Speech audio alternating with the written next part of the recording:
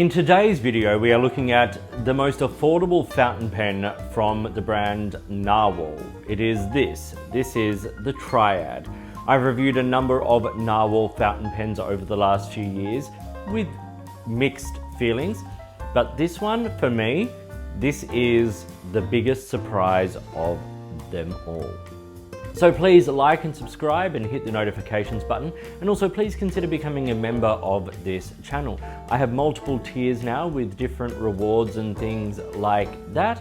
But you know, generally speaking, there's things like priority comments, there's early access to videos, there's members only content, and eventually we'll do some members only Q&As. But in the meantime, let's check out this pen, the Nahvalur Triad, and see what it's all about.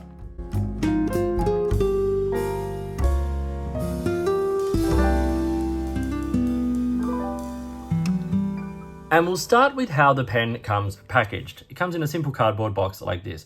QR code, instructions, all that kind of stuff. It says, you know, made in EU, packaging made in China. Interesting.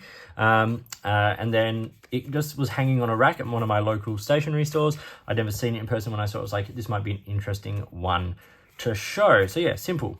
And it is. It's a simple pen. It's not a particularly expensive pen. On the bottom there, it just says Nahvalur Triad, product number, and then blue medium. The store only had medium, but I believe it also comes in a fine. And here is the pen. We'll cover the parts and features today, do a writing sample, and pros and cons. This is a pen that has a youthful vibe. It's going to be a pro for some people. Some people are not going to like it. I don't hate it. I'm not going to lie. I've had a love-hate relationship with Nahvalur, and this is in the love category. Honestly, I think it's probably one of the best Nahvalur pens I've written with, and it is easily the least expensive. It's got simple blue injection molded plastic, and it's labeled with Nahvalur there on the clip. And then it's got this sort of like rubberized, softer plastic around the body, and a sort of slightly more rubberized version there on the grip. It is a triangular grip, hence Triad. You know, like, it's quite pronounced in how triangular it is, but it's not as sharp as something like a Lamy Safari, simple snap cap. So the clip is just like injection molded in there. It's flexible, but it does the job. It's got a sort of a nice sort of flat surface there on the bottom, so it rests easily on desks and things like that. The cap swells, and then it's sort of cut at this sort of angle, which is nice. Then the barrel continues and tapers through a sort of more injection mold evidence there. As I said, it is a snap cap, and then you get this sort of triangular grip section, and then the little number, I suppose about number 5 size steel nib, and a clear plastic feed. You unscrew the barrel there, and it is a cartridge converter pen. Now, I keep the spacer in the back. This one, the spacer is the one that comes in there, sort of holding the other cartridge in place. I keep the spacer in the back simply because I've had experiences where pens like this, where the cartridge has come loose. Now, this isn't the cartridge that came with it. I've used that one already. This is a Diamine 1864 blue-black cartridge, but short standard international fits very well, obviously. So a long, standard international converter would also work. It doesn't come with a converter. It is an all-plastic pen, so you may be able to eyedropper it, but seeing as though there are different sort of bits of plastic and things, look, do that at your own risk. I haven't tried. I'm more than comfortable using cartridges and refilling those, or eventually getting a converter. And this is a pen I think probably will stay in my collection for a little while. I find it interesting and I enjoy this little pen. Strange for me to say that about Nahvalur, but this one I really do. The grip section, that rubberized grip section, is comfortable under the fingers.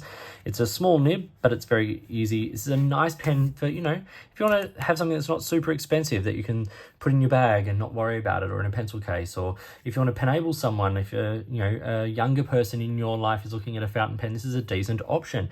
It's pretty affordable. It's more affordable than a Lamy Safari or a TWSBI Eco or a Pilot Metropolitan by that point. It's a good margin. So it's not too bad. It's a simple pen. There's nothing fancy about it, but it's got some nice design elements like this sort of more matte plastic, sort of layer around it, and the the triangular body. You know, I haven't loved every triangular body I've written with, but this one, it's more comfortable. Those corners aren't particularly sharp. So that's the basics of this Nahvalur Triad. So here it is in my pen tray with some other pens. Firstly, of course, the Lamy Safari. You see it's smaller than the Safari there. And then I've got alongside three other Narwhal pens. The original, this is the original. Then the Nautilus, and then the Eclipse. I do not like the Eclipse. I think it's proven to be an uncomfortable pen. It's also not been the most sort of reliable in terms of drying out and things like that. The original was fine, just I didn't love the nib. And the Nautilus was the same. I think the Nautilus is probably one of the most beautiful fountain pens I've seen. You know, I think it's absolutely gorgeous. It's a absolutely stunning, visually stunning pen. And I have worked a lot on that nib, and now it's a stunning, stunning writer. But I had to put a lot of work into that nib. I had to, you know, sort of shape the tipping a little bit. I had to smooth the tipping, and I had to like fix some alignment issues and things like that. It just was not a good nib. And it's not an inexpensive pen, so that's disappointing. But you can see there, the Triad is very, very different. Very different. It's a completely different league of pen. It is, you know, obviously a cheaper plastic injection molded pen. And much smaller. But as I said, probably my favorite writer of all of them. So uncapped, it's still smaller there than the Safari and the other Narwhal pens, but it's got a nice sort of size to it. I don't mind it. And I also really like how it posts. It posts deeply, which makes it a shorter pen, but it posts super securely and very, very comfortably. So what are the specific dimensions of the Nahvalur Triad? Well, it's 132 millimeters when it's capped. It's 125 when it's uncapped, so it's not super long, but it's long enough to be comfortable. You know, you might not want to do, you know, 4-hour-long journaling sessions with it, but if you're taking a few notes here and there, it's quite nice. Posted, it's 144. As I said, it posts deeply. It posts past the webbing of the hand. It's a lightweight pen, so the cap doesn't back weight it at all. And I love pens that post deeply and post securely. I'm thinking the Lamy 2000, the original Parker 51, the Gravitas Entry. You know, a lot of these pens really do post quite deeply and securely, and it's a trait I really enjoy in a pen. But it's, yeah, 144 millimeters. Around the section, it's hard to measure because of these triangular sort of sections, but it's about 13 millimeters, and around the cap is about 15.5. The pen weighs 14 grams, 10 in the body, 4 in the cap. So nice and lightweight, and the balance remains good. Let's do a quick writing sample now with the Narwhal. They changed the spelling a few years ago. This is a more traditional spelling, but apparently it's still pronounced Narwhal. And this is the Triad with a steel medium nib, and the ink is Diamine 1864 blue black. Great ink, one of my favorites. Let's do some writing.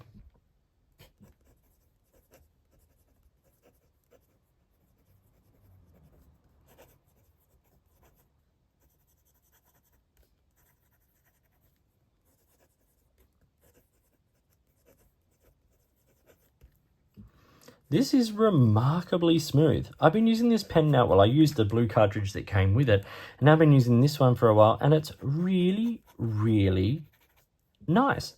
Like, it's a little scratchy in that direction only.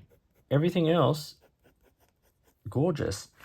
Not a soft nib, like it's quite a stiff nib. Reverse writing, like the nib does it, but that grip doesn't allow for it. Like, you know, yeah, not ideal. Wetness, no complaints. Quick writing.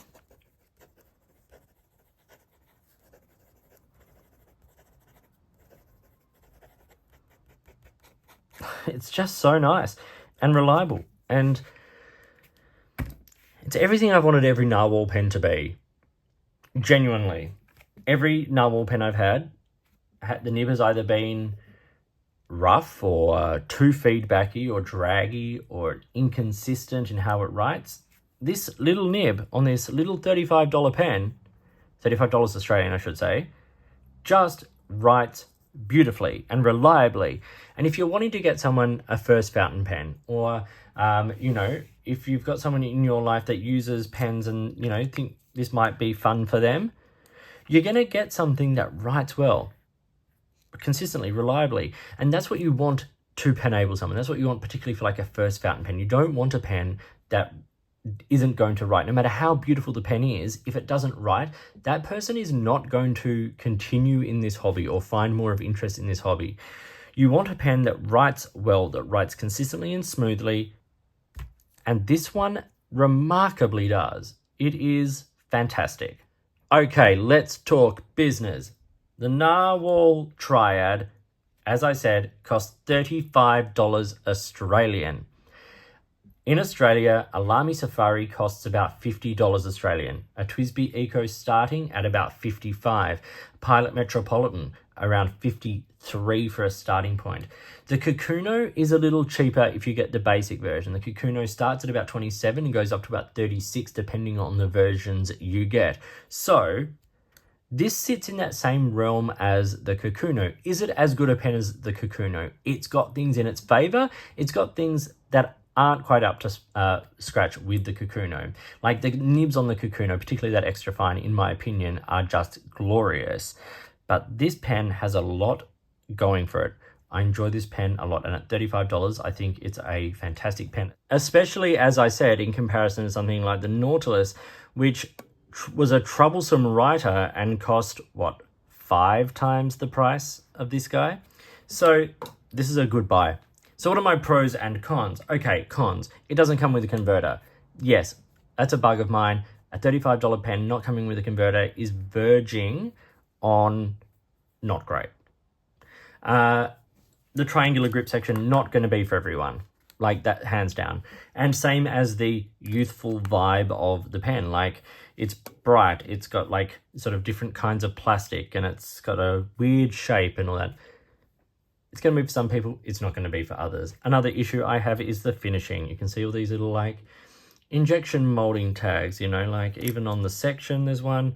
You know, it's the seams, it's that kind of stuff. There's no great finishing done on the pen, but if that was done, that would probably add a couple of extra dollars to the cost of the pen, as would adding a converter. So a $35 Australian pen becomes $45 Australian dollars, and then it starts to put it closer to the Safari in terms of price point, and things become a bit icky. So as it is, okay. But there are lots of pros. I think that $35 price point is great. For the pen you get, that's a pretty decent buy. As I said, that nib, it is the best nib from Nahvalur I have ever used. It's smooth, it's consistent, it's reliable, it's kind of wet. I enjoy that.